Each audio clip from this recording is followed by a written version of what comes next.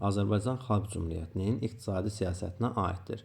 Bu sualı izah etməmişdən qabaq onu qeyd eləyək ki, Azərbaycan Xalq Cümhuriyyəti iqtisadi sahədə özəlləşdirməyə meyilli olan və azadlıqları təmin edən bir cümhuriyyət idi. Ona görə də Azərbaycan Xalq Cümhuriyyətinin iqtisadi siyasətini bizdən istədikdə biz müsbət olan cavabları seçəcəyik.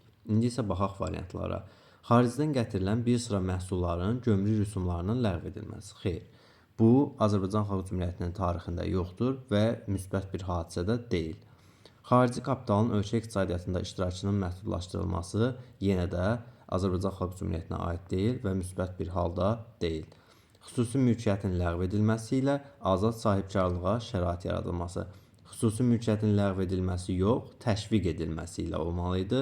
Bu da yanlışdır. Neft sənayesində milliləşdirmənin həyata keçirilməsi, yenə bu da səhvdir, çünki özəlləşdirmə tədbirləri daha çox xarakterikdir.